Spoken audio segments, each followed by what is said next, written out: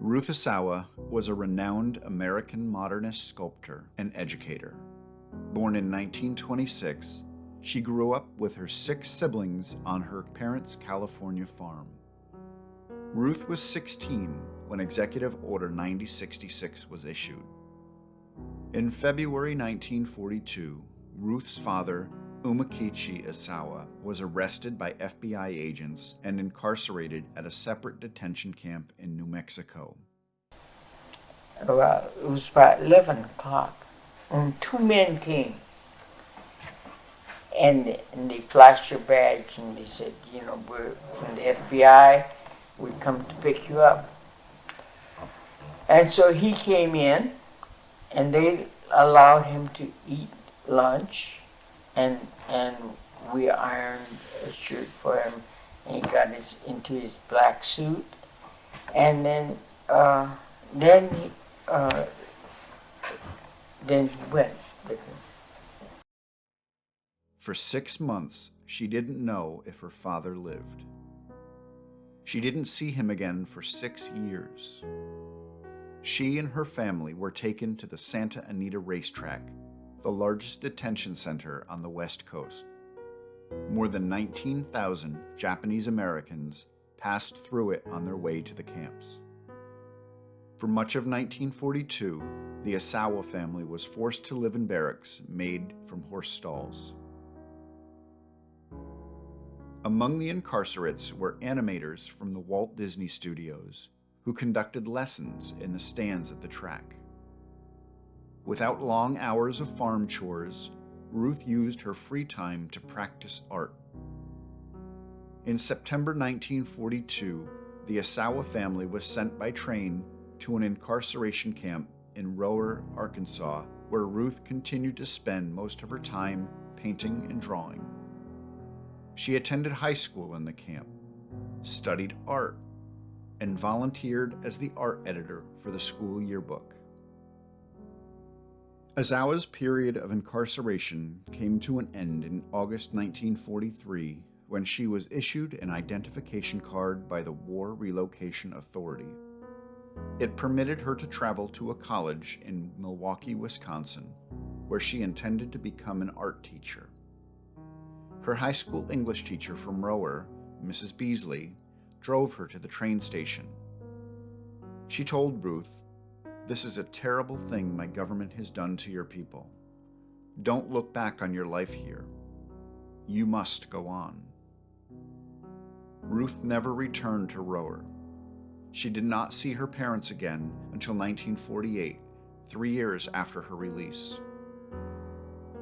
From 1946 to 1949, Asawa attended the Black Mountain Experimental School in North Carolina.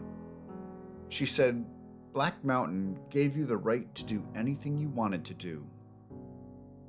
During her studies there, she met Albert Lanier in 1947. By July 1949, they were married and started a family, having 6 children. Asawa believed that children are like plants. If you feed them and water them, generally they'll grow. 1947 was a pivotal year for Asawa. She traveled to Mexico, where she learned to loop wire baskets for eggs by a local craftsman, which would inspire her later work with wire.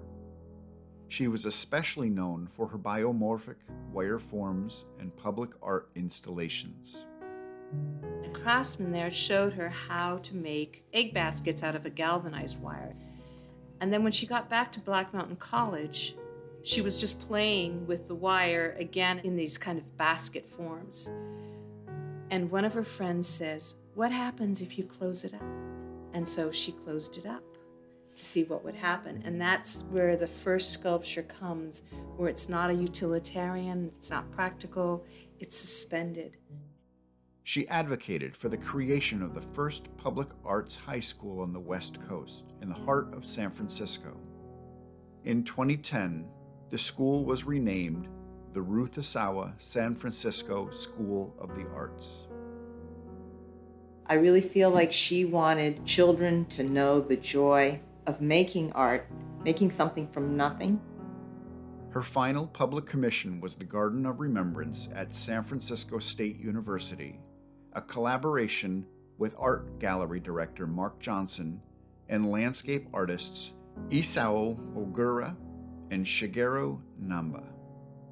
The garden honors the 19 Japanese-American San Francisco State University students whose dreams of a higher education were interrupted by the U.S. government when they were forced into incarceration camps. Asawa's idea was to bring 10 large boulders to sit in a grassy meadow by the Fine Arts Building. Each boulder came from one of the 10 incarceration camps representing bleakness and deprivation, while a flowing waterfall symbolized the liberty of the incarcerates after the war. First, on this grassy area, she wanted to disperse boulders. And these boulders, for her, were memories or evocations of the internment camps. And she laid out these boulders, more or less, how the camps were dispersed in the continental United States. She spoke of this project. A lot of students don't know about the internment camps. They believe that it doesn't affect them, but I think it's important that they recognize what took place. I thought it would be nice if we could do something that told the story, but not in a bitter way, and not just as a Japanese story. This is a story about liberty and freedom.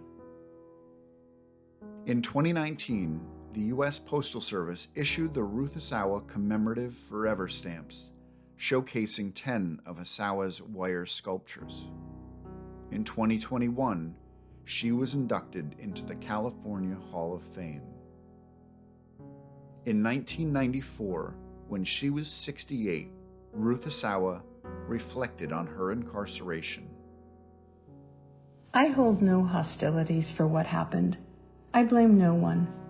Sometimes good comes through adversity. I would not be who I am today had it not been for the internment, and I like who I am.